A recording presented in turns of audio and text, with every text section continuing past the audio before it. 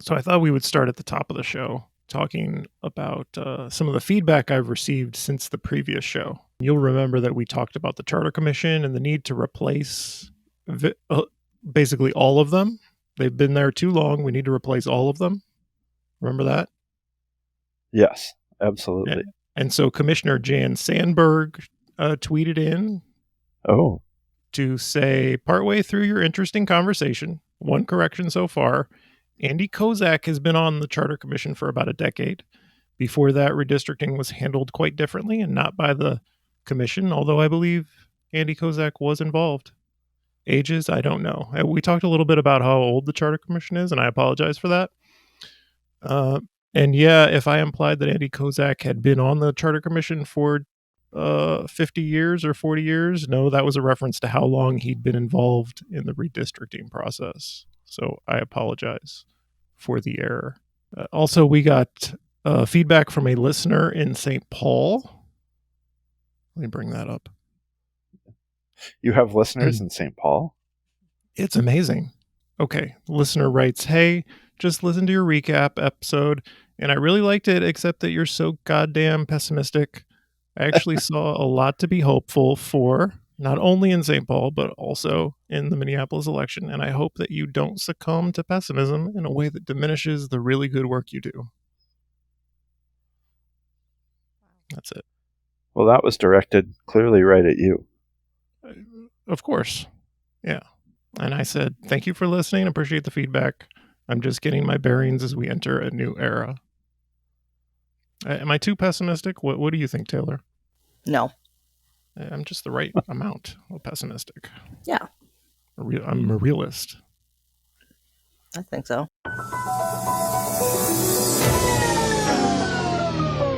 We're rolling. We're rolling. Calling all cat people. This is a real thing. Real thing.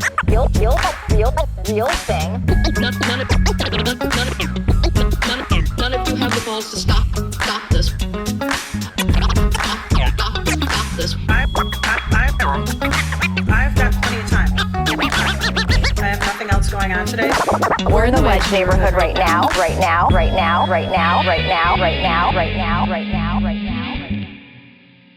Okay. I'm going to introduce the show. This is the Wedge Live podcast. I'm your host, John Edwards, and my guest today is Josh Martin, co-host, maybe a guest. I bring him on as an expert. I'm not sure you are an expert, Josh, but tell us your credentials. Yeah, I would not describe myself as an expert on this. I believe one of your previous guests described themselves as an RCV enthusiast, and similarly, I would say I am a redistricting enthusiast. So I have been following a lot of the Charter Commission stuff for a long time, and I branched that out to redistricting since they also handle that.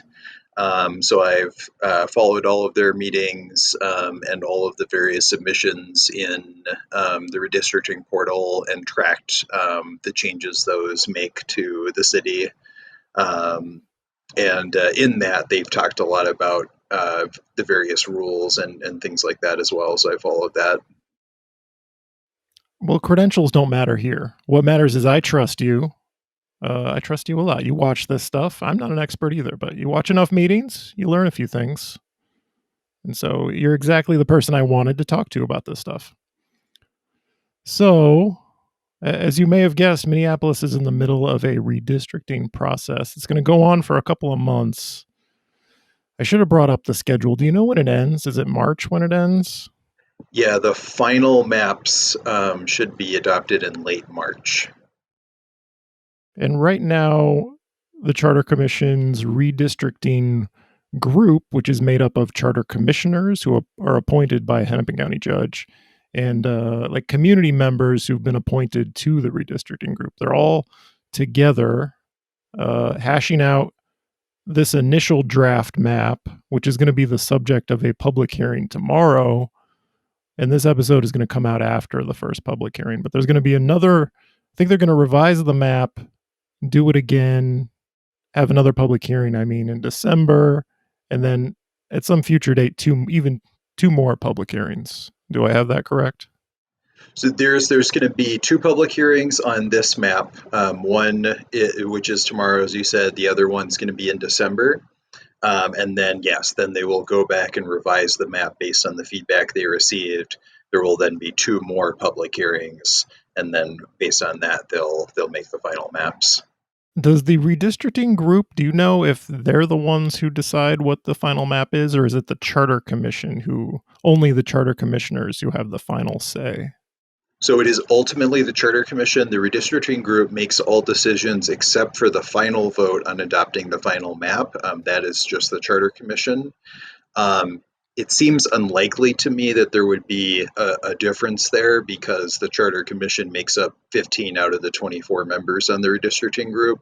So it'd be a pretty unusual scenario where something would get changed at the last minute by the Charter Commission. Let's talk about why we're doing this. So, there's redistricting for Congress and state legislatures. Every 10 years, we get new census numbers and populations change, and we need to redraw boundaries so that districts are roughly equal in population. Same thing happens on the city level for things like park board and city council wards.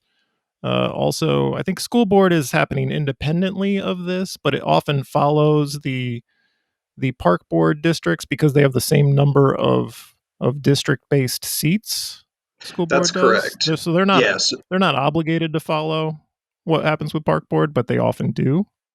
That's correct. Yep. And in fact, the school board has already decided to follow the park board districts, even though we don't know what those districts are yet. So if you're concerned about school district boundaries, pay attention to what the Charter Commission redistricting group is doing with park board when you're offering your feedback. Consider what might happen with the schools. So have I explained why this is happening?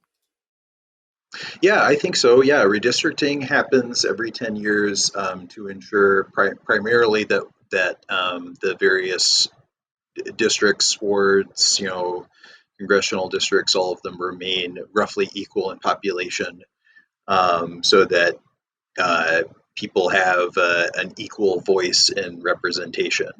So right now, for instance, Ward 3 is about 30% plus over the ideal population, so they're essentially underrepresented, because they should have like 1.3 council members basically based on that, but that doesn't.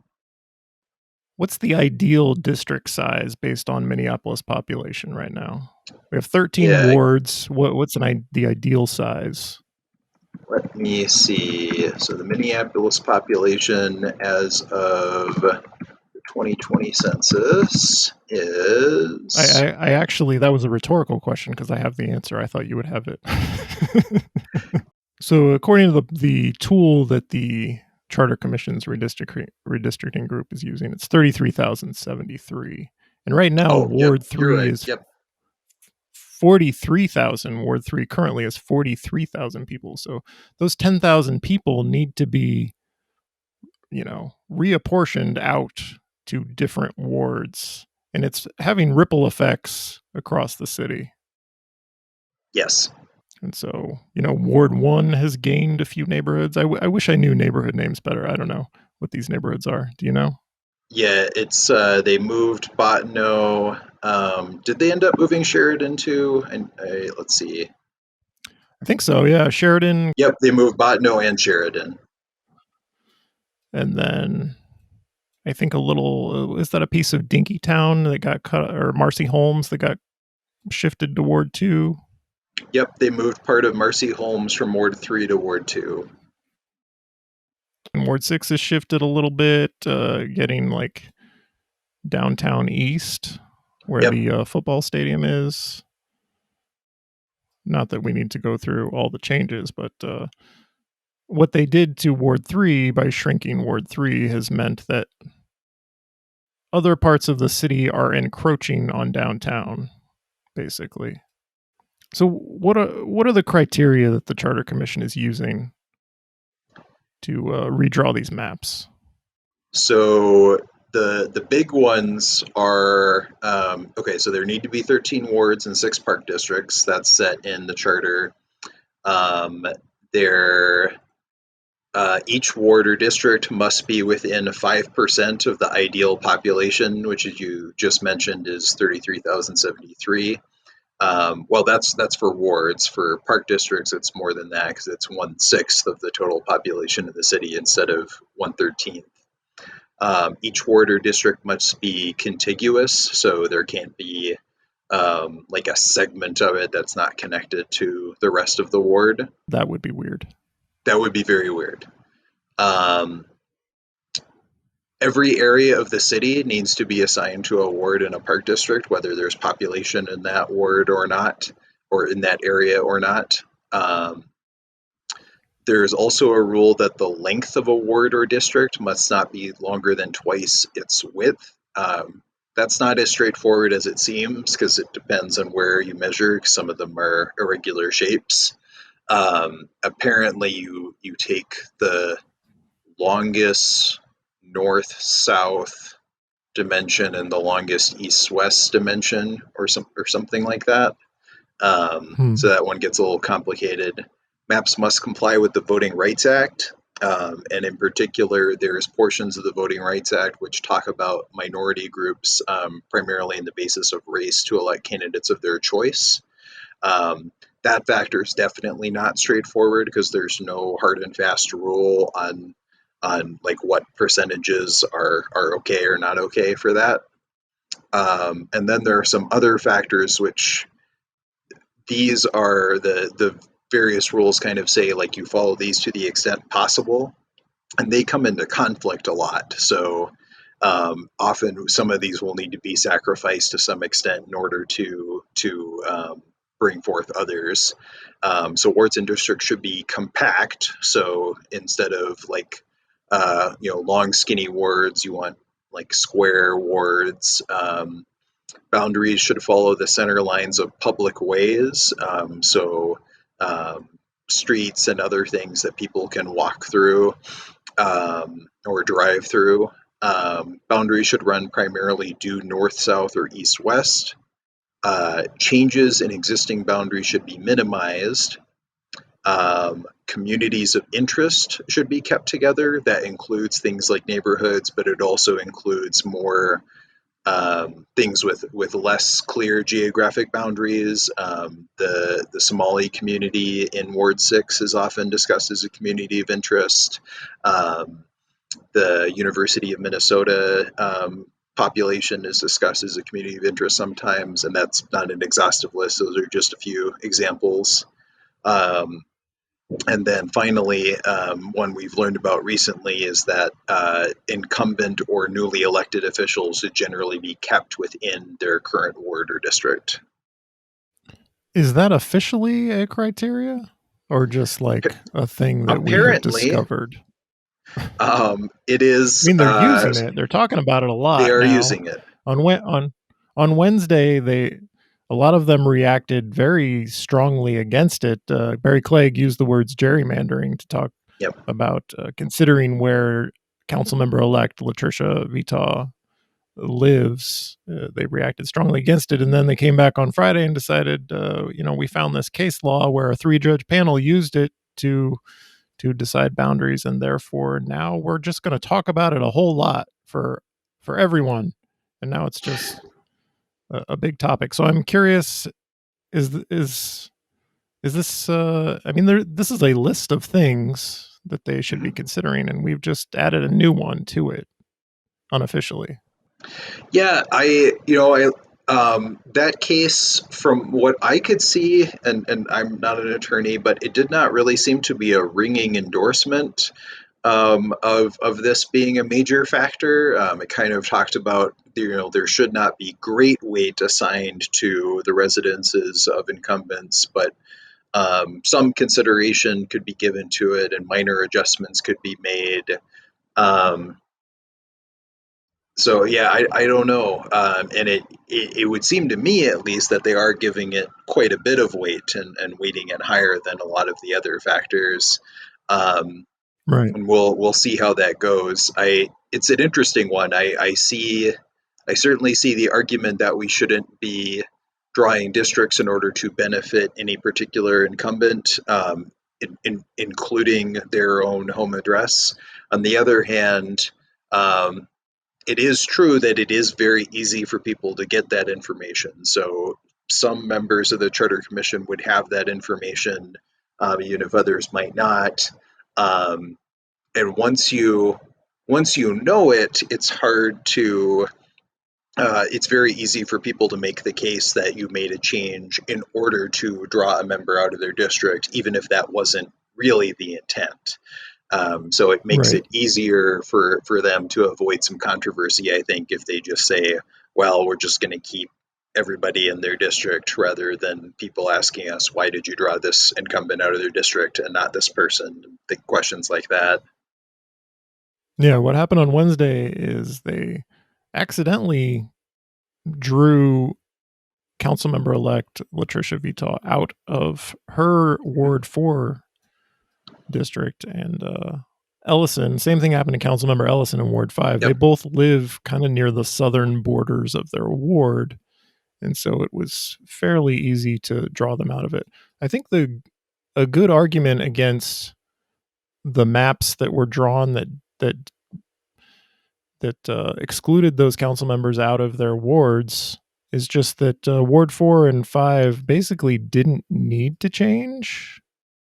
Correct. And so why bother changing them? I don't think you even need to go to the argument, well, you can't draw this council member out of their ward. You could just say, you could use the standard that you need to minimize change to revert back to the original maps. Correct. And the minimum change argument was certainly brought up a lot in regard to those, especially for Ward 4, because Ward 4 is like spot on for the ideal population right now. It's off by like one person.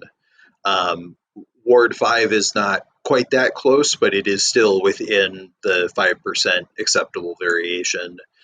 So you could leave their boundaries exactly as they are now.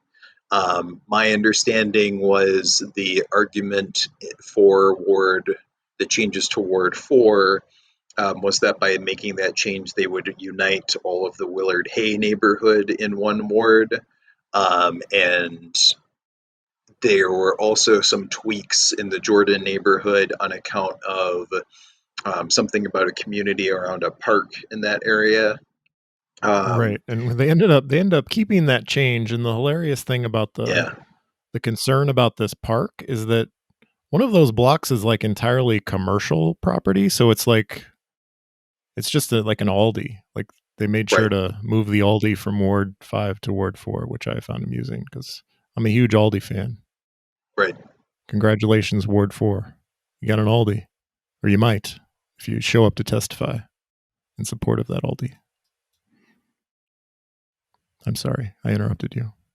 I may be remembering this incorrectly, but I think the argument with the changes made to Ward 5 was that even though all of it was part of the Harrison neighborhood, there was a thought that the portions of Harrison south of Glenwood were more similar to Bryn Mawr than they were to Harrison, and that Glenwood was a natural boundary.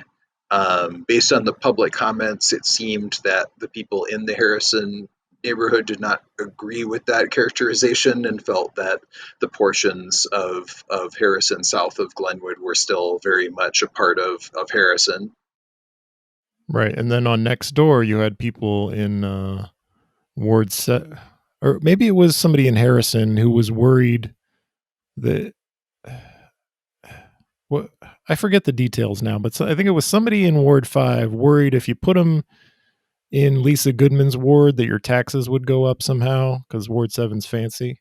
I don't think property taxes work that way. I know you're not a property tax expert, but I'm reasonably certain property taxes don't work that way. Yeah. So, redistricting is spawning a bunch of rumors. I think people are right to be concerned, but make sure you get your facts right before you develop all these theories about how your property taxes are going up because of redistricting. And yeah, I mean, it's an important process, and people have strong opinions about it. So we'll see how this plays out when we start to hear some of the commentary. I have very strong opinions. I don't know about you, but I have very strong opinions when I was seeing maps drawn that like split the Wedge, my neighborhood, into like 3 different wards. What was that Yeah. person thinking? And it was like instead of using Hennepin Avenue, it was like a jagged block by block border. It was weird. Not that I So want to the crap on the citizens submitted map, but I get strong feelings when people want to change the borders of my geography. yeah, and I believe the reasoning used by that person was that they felt that if both sides of Hennepin Avenue were in one ward, then that might incentivize the council member representing that area to um, prioritize transit and other things like that to make things more livable for the people along that corridor. As for the jagged blocks, that may just be some of the limitations of districtor as to why that happened. If you're going But to move the yeah, Wedge, just move the Wedge entirely. Saddle Lisa sure. Goodman with the entire Wedge. Like we're coming for you, Lisa Goodman. Yeah, I people certainly have strong feelings, especially about the area in which they personally live. You know, I'm on the Kingfield neighborhood board. I would guess that we would have opinions if people tried to break Kingfield up into multiple wards. Yeah. Yeah, and one of the debates that has come up a couple of times in watching the deliberations among the redistricting group is, should one of the suggestions was should we have an entirely downtown ward? Right now, it's split up among like Ward 7, Ward 3 is Ward 6 has a piece.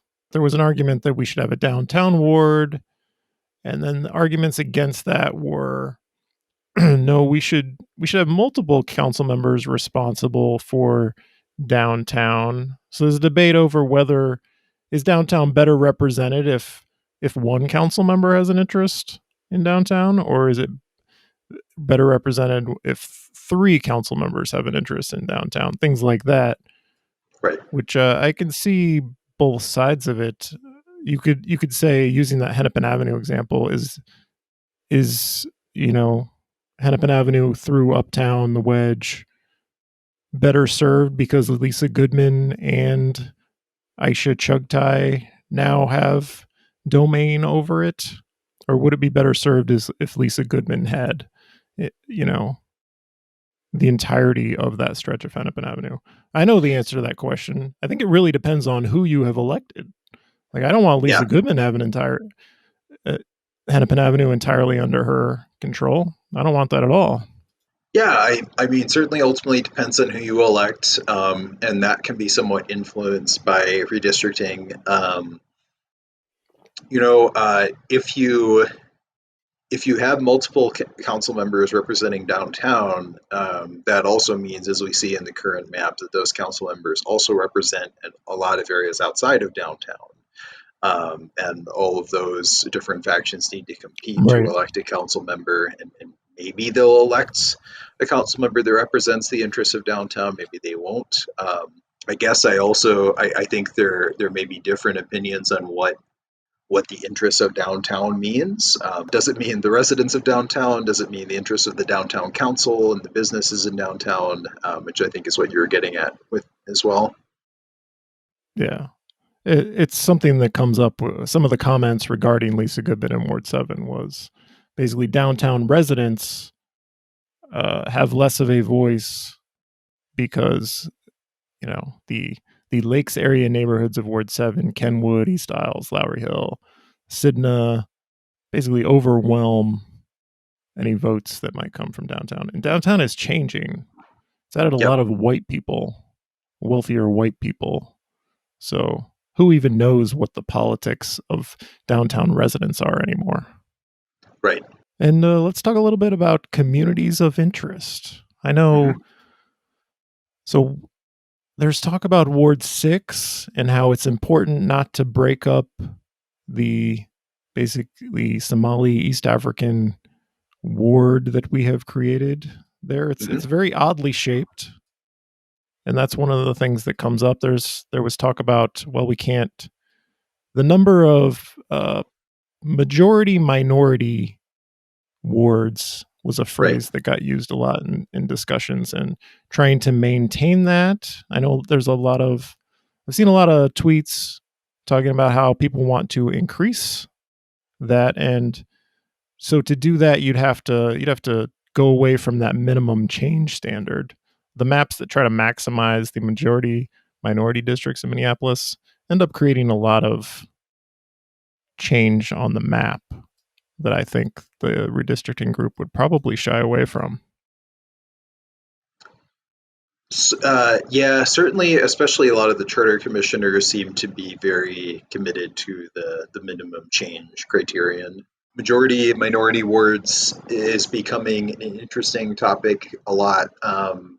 So there are concerns in various ways with that. So you could, so if you reduce the population, the minority population in a particular ward by too much, then that could reduce their ability to elect a council member of their choice in that ward. On the other hand, you also don't want to like pack all of the them into those voters into as few wards as possible, because then although they'll definitely be able to elect council members of their choice in those wards, then their ability to elect council members in other wards is decreased. And that's gotten into a lot of the debate over the downtown east change, for instance, because that slightly reduces the black population in Ward 6. And is that a good thing or a bad thing? Do you want to potentially spread some of those voters out to other wards and be able to increase their power there? Or does moving downtown east and a lot of those affluent white voters there decrease the potential to elect a council member in that area? Honestly, I don't know a lot about Ward 6. I don't have strong opinions on that, but I think those are interesting topics that will continue to be discussed. Yeah, there were some comments, and I don't know if these came in after Wednesday or before Wednesday, people saying, don't change Ward 6, don't change Ward 6.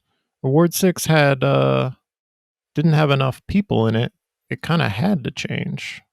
And I believe they came in after the draft map was adopted. So I think those comments were saying don't change the boundaries of Ward 6 based on the draft map, not based on the existing boundaries of Ward 6. Because you're right, the existing boundaries of Ward 6 had to change because they had to add more people to Ward 6. And they didn't take neighborhoods away. They added some. They moved into Ward 2 a little, moved into downtown east. Have we covered everything? This is probably going to be a short episode, which is probably good. I don't think anyone wants to listen to 90 minutes on redistricting. There's not that much to say, right? We talked about downtown ward. I know one of the other big topics that has been discussed a lot is the importance of neighborhoods and splitting or not splitting neighborhoods. I think there's general agreement that all other things being equal, it'd be best not to split neighborhoods. But there's also, I mean, sometimes it's just there's no way around it. But there's also sometimes the boundaries of neighborhoods don't always make sense. The neighborhoods were created somewhat arbitrarily a few decades ago. Maybe they made sense at the time, maybe they didn't, but there have been changes in the city since the 70s or 80s when NCR and all of that was a big issue. So it or NRP, that's what the acronym initials I was looking for. There are neighborhoods where there's like a major highway running through the neighborhood. So are all of those parts necessarily part of the same community of interest? an interesting question. I know one I've been looking at is in West Makaska in Ward 13, there's a section of the neighborhood that is like very isolated, both from the rest of the neighborhood and from the rest of the ward, because there's like a railway running through it, and there's trees on the other side of the railway, and there's no physical way to get to the rest of the neighborhood or the ward unless you kind of take a roundabout route, whereas it's actually much easier to get to Cedar Isles Dean, even though that's technically a separate neighborhood, because you just have to go across lake there. Right.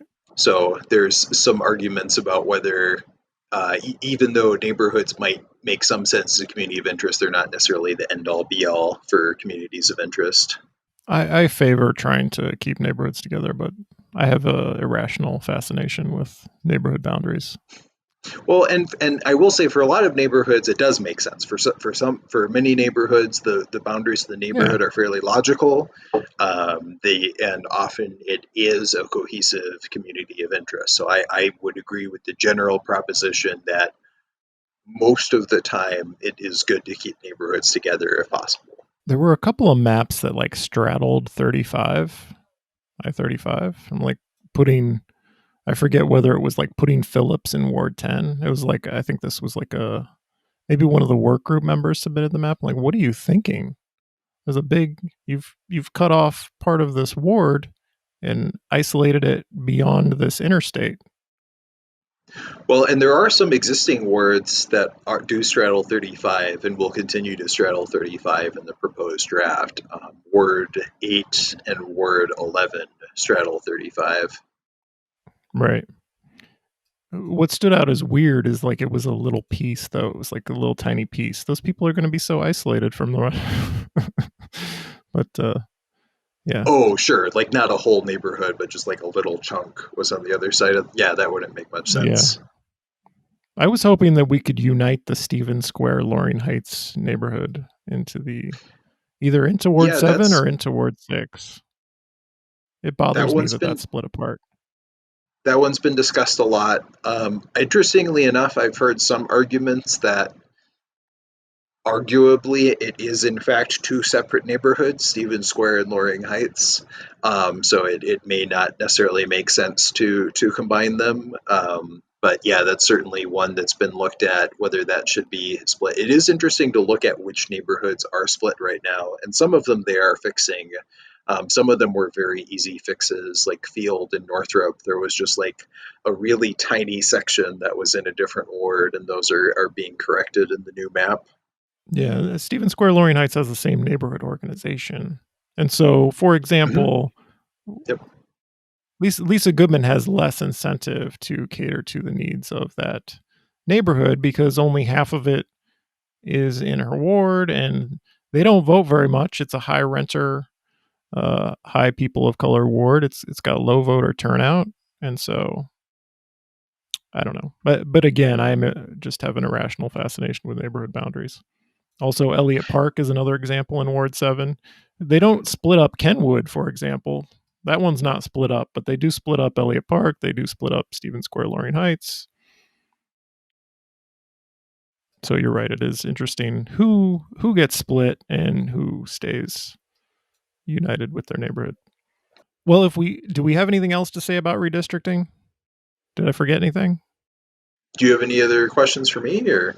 I was going to move on to like plugging the idea that people should apply to the Charter Commission. I'm going to try to do that regularly. We can do that. I didn't want to move on from redistricting if we still had like a big glaring thing to discuss. I probably forgot some things. There are probably some interesting things that happened that I forgot to talk about. Oh, okay.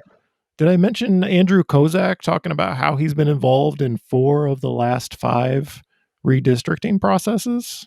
You did not mention that. I do remember him saying that. It's like, that's nothing to brag about, man. That's an indictment of the process that you have been involved for that many years, which is a good segue into talking about how we need new blood on the Charter Commission. Would you agree with that statement? Yeah, I would agree with that statement. I think that it's important that people get involved in the governance of the city in a lot of different ways, and that includes the Charter Commission. I think the Charter Commission has flown under the radar for a long time, and because of that, well, partly because of that, perhaps, a lot of people tend to get reappointed year after year because not a lot of other people have been interested. I think that's starting to change, and I think it would be good to get a broader array of people on the Charter Commission, not both in terms of demographics and also in terms of getting a broader array of opinions on the commission. Yeah, it seems like the criteria that the judges have used, and it's a different judge every few years because the chief judge Hennepin County changes occasionally. It seems like the criteria they're using is you must be a lawyer or you must be like heavily involved in neighborhood groups, because that seems to be the type of person who gets appointed. Have you seen a picture of the Portland Charter Commission? It will blow your mind. I have not seen it, no. Okay, well, I sent you a link. Look at that picture. Yeah, that certainly does look different than our Charter Commission. Yeah, it looks like people you might run into on the street. You might ride a bus with these people. You might see them in the grocery store. These are real people. Not that older white people aren't real people, but it's a cross section. And so I talked about it with Jason Garcia. How it's astonishing. I'm so used to only one kind of person on a charter commission. You look at this group of people in Portland. We can do a lot better. And I have no idea what these people's opinions are, but I like watching this work group, and it's not even the most diverse work group that it could have been. But it's like people are disagreeing, people have new ideas. It feels a lot more satisfying to watch, and I feel better about the process because not everyone is in lockstep there, agreeing with Barry Clegg. Well, the Charter Commission itself does not always agree on everything, but certainly there are some things where they are unanimous, which I think does not reflect the opinion within the city at large. Question 1. How about question 1? They gave that to us unanimously, didn't they? That was exactly the example I was thinking of. They did unanimously propose question 1. And they have patted themselves on the back about the fact that was adopted. Haven't really talked about the fact that it was adopted with a vote of 52%, which that's fine. That's democracy. But also, should we perhaps have a charter commission that is more reflective of the opinions of the city on that issue? Nobody on the charter commission stood up to say maybe this is a bad idea. It's very disconcerting. Should we talk about Strongmayor? Do you have feelings about Strongmayor? I don't like that it passed. Yeah, I do have feelings about Strongmayor. I think we talked about Strongmayor a little bit before. I'm not a fan of it. If we were to adopt some sort of clarifying structure for Minneapolis, I would have preferred a city manager system. And I was opposed to Strongmayor, even compared to our current system. But people have spoken. It has passed, and as of December 3rd, we will have a Strongmayor. We're stuck with it. And now there's talk about will we even have committees next year, which I think is a ridiculous thing. That's a pretty baffling idea to me that was raised. Like if you're going to have, even with this idea that we have this executive mayor and legislative council, legislative bodies still need committees to be able to focus their work. The council still needs to perform its legislative role. So Right. The fact that was raised definitely makes me wonder if some of the people who talked about a strong mayor and a strong council were not being entirely forthright there, and in fact, this was a prelude to further attempts to weaken the council. We should do anonymous interviews with department heads if they feel like it's too much of an inconvenience to come present to committees. Maybe we shouldn't have committees anymore and make their job easier. Yeah, we'll see what happens. Ultimately, the council is in control of its committee structure. That's not something that the charter amendment affected. It's true. So that will be up to the new council to determine, and especially whoever gets elected as council president. Another thing I've been thinking about is council needs staff. It's a disaster to have the mayor in control of the staff who enables this council to do their legislative function. That's not good. It gives the mayor the power to weaponize staff and, use it against the council. And in order to fund that staff, it has to be in the budget. And so if the mayor sets a budget amount that doesn't include that, and then the BET sets that maximum levy, the council is in a hard spot trying to fund their own staff, but do it in a way that takes away from funding for other programs and departments. It's a difficult position to be in if you have a mayor who's hostile to council power. And I hope there are members of the new council, including ones that I disagree with, who want to protect their institutional power and stand up to this mayor and say the city council matters, and we're not just going to defer to you on these things. We're going to fund our own staff, and we're going to protect our power here. But I don't know how optimistic I should be about that. And the amendment does, in fact, call for an independent legislative staff in the city clerk's office, but the actual funding mechanisms for that, yes, you're correct, would still go through the budget process, and that may be an interesting process. So if people really want to ensure that there is a legislative staff, then they'll have to speak at budget hearings about that. But I imagine that might get drowned out by other concerns.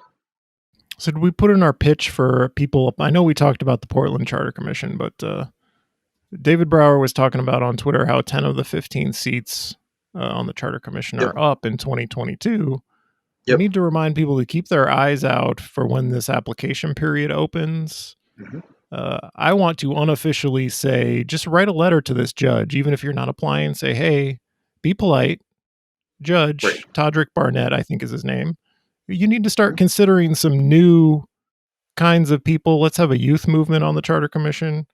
Let's not go all for lawyers. Let's take a look at, Andrew Kozak, who's been a part of this process for decades, who's a lobbyist. Maybe don't put any lobbyists on the Charter Commission. And even if Andy Kozak is a good person, I don't like the fact that he's a lobbyist. That gives the appearance that shady things are happening. And he's been around forever. Let's go a new direction. Also, Dan Cohen doesn't seem to realize when Clegg agrees with him. Did you see that? They spent like 5 minutes trying to explain to Commissioner Cohen that they agree, and he still voted against the thing. Let's put some people on the commission who actually know what's happening. And basically that's my pitch for apply to be on the Charter Commission. At every opportunity, apply to be on the Charter Commission. It's important. It's time that we started paying attention to it. Yeah, I completely agree with that. I think if in any way, like discussing the rules of the city is something that interests you, you should apply to be in the Charter Commission when the openings present themselves. I full disclosure, I will be applying again to be on the Charter Commission. Ooh. So we'll see what happens with that. Okay. Well, I'm endorsing your campaign, Josh Martin for Charter Commission 2022. Campaign, I don't know about that, but write letters to Todrick Barnett. Maybe don't do that. I don't know. Don't do that. Don't mention Josh Martin in your letters to Todrick Barnett. Don't do that. There's something I was going to say. It has a lot of power. Like the Strongmayor thing entirely came from the Charter Commission. They didn't have to collect signatures. Yeah. The commission just decided we're going to put this thing on the ballot. So in addition to redistricting, which happens 10 years and is going to last for a couple of months, it'll be over by the time we get some new commissioners. They can just put stuff on the ballot to be ratified by voters and change the charter. That's a lot of power. And we have outsourced it to, just one kind of perspective in this city. Yeah, it is easier for the Charter Commission to put things in the ballot than it is for ordinary residents because they need to gather signatures. And it's also easier for the Charter Commission to put things on the ballot than our elected officials because they need to run the gauntlet of Charter Commission review, whereas the Charter Commission does not need signatures. They do not need review by any other party. They just vote to put things on the ballot. I think there was one other thing I wanted to talk about, but I forget what it was. Oh, even year elections. Yes. Did you see that? I did see that. Barry Clegg's bringing it back. Barry Clegg is bringing back a proposal for even year elections. This was discussed by the Charter Commission a while back, but at the time, the understanding was that you could not, it just was not possible with the county software to have ranked choice voting elections and non-ranked choice voting elections on the ballot, on the same ballot. According to Chair Clegg, that issue has been resolved. And now they have referred it to their standing amendment review committee for further study. I haven't seen anything on the calendar yet for any meetings of that committee yet, but I'll keep an eye out and see what happens with that amendment. Yeah, I should link to Josh Martin. Are you getting more followers, Josh? I know you started from a very low follower count. Or how are we doing? Because you put out good information. You deserve to have followers. I am at, let's see, I'm at over 300 now. It's about 329. That's respectable. It wasn't that long ago. You had basically none, right? I started pretty much from zero, yeah, and I started gaining more traction during the election. I thought it would slow down after that, but I actually picked up quite a few people after the election due to, I don't know, some of my redistricting coverage or some of my post-election results coverage or whatever it might be. It was your appearance on the Wedge Live podcast. Well, that very well could be, yeah. So how do you feel about even year elections? I have mixed feelings. I should be unabashedly pro even year elections because it lines up the city elections, which happen in odd years, with, state level and federal level races. And high turnout is it's good. No question about it. Higher turnout is better than lower turnout. But there's a potential downside in that city elections will just get the short end of the stick in terms of people even knowing who the candidates are. You have to share attention with these higher profile races. Will people know who the candidates are? Does city council become the new BET in terms of getting ignored? People just not even bothering to vote for it because they don't know what it is. So how do you feel? So I am supportive of even year elections. I'm withholding final judgment until I hear some of the hearings, and particularly that I get confirmation that these technical issues have been resolved. But generally, I am supportive of them because, as you mentioned, higher turnout. I do think it would be nice also for people to have a break from elections once in a while. And I do hear the concern about the potentially being drawn out by higher profile races. I'm not sure that we really solve that issue by moving them to odd years, because then what happens is then a lot of people just aren't aware that there's an election at all. And that's not really helping resolve that problem. If it's in a year where people are at least more aware that an election is going on, then maybe they see these other candidates on their ballot and they're like, oh, what's that? And then they look into it a little bit more, and then they might end up voting. So I still think that overall it might be good for that. The only downside I can think of for even year elections is not so much in terms of the attention of voters, but for campaigns and trying to compete for resources and staff and volunteers with more high-profile campaigns. But I think that the other factors in its favor outweigh that concern, and that I think that campaigns will adapt and find ways to address that.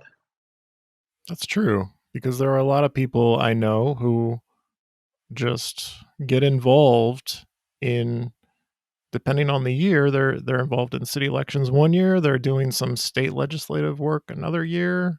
A lot of people go year to year, and they won't have that kind of time to offer if everything is happening all at once. Yep. That's a good point. Can you imagine electing the mayor in the same year as a president, for example? That would be interesting. We'll see whether they decide to sync it up with presidential elections or midterms. And then we have the question of, so we're doing city council again in 23. The mayor won't be up again until 25. The city council is also up in 25. So when potentially are they going to do the even year? Like, would it be in 26? That's a rapid fire series of elections we would have. So to me, what would make the most sense is that they would start the even year elections in 26. They would extend the terms of mayor, BET, park board, and park board to basically be a 5-year term for the people who were elected in 21, and then the council members who were elected in 23 would be extended to a 3-year term. So it'd still be a short term for them, but not as short. I think that transition would make the most sense, because if you try doing it another way, you either end up with some really long terms or some really short terms. So you mean can you retroactively extend the mayor's term that he was elected for? Yeah, absolutely. They're amending the charter. There's no reason why not. Oh, I didn't realize that. So you could potentially make Mayor Fry mayor for life? Is that possible? Well, I don't know about that. That might be a bit of a stretch, but it's certainly plausible that if they change it, so if they change when elections happen, they are in some way going to need to resolve that transition, and they could do that by shortening terms or by lengthening terms. I think lengthening terms slightly would probably make more sense than having like an extra, if you did like 26, a 2-year election, and then I don't know, it would get weird. I think if you tried to do shorter terms. I just assumed that when you were elected to, using Mayor Fry, for example, elected this year, I assumed he was elected to a 4-year term, and that's just how it is. He was elected to a 4-year term. I didn't realize feels almost like changing the result of an election to modify the length of the term. Well, so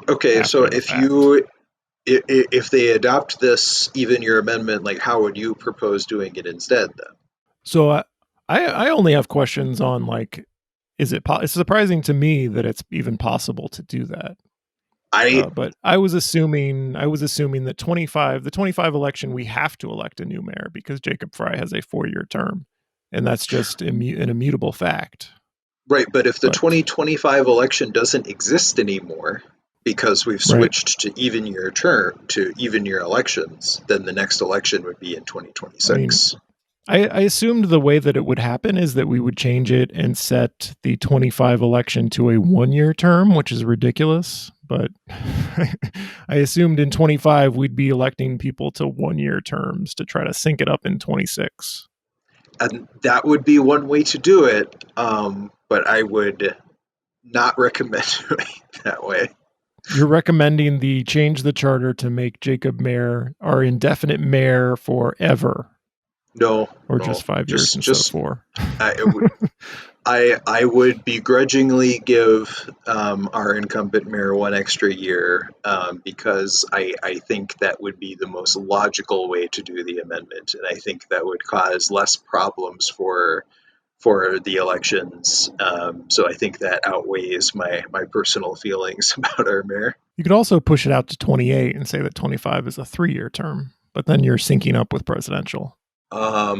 Yeah, so that would be another option, and I think that would be a little more logical than the 1-year term. So yeah, you could still have an odd year election in 25, and then the even year elections would start in 28. Council members would be elected to a 3-year term instead of 2, and then all the other offices be elected to a 3-year term instead of 4. That would be the other way to do it. The idea of retroactively changing the length of an elected official's term is fascinating to me. It's just another example of the massive power that our charter commission has. Of course, it would have to go on the ballot for voters. It would have to go approve. on the ballot. Yep.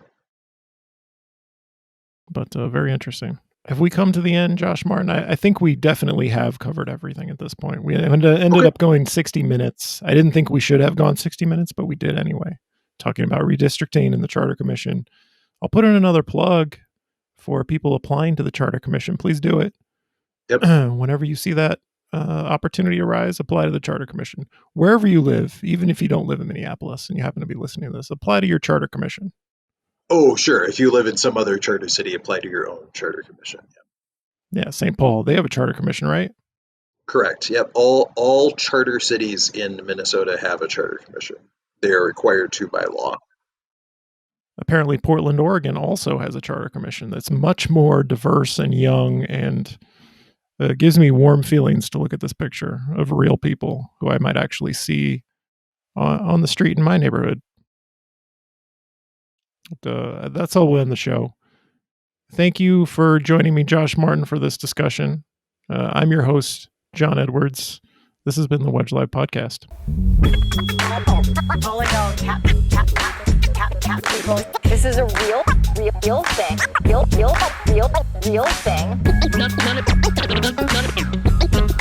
None of you have the balls to stop this. Stop this.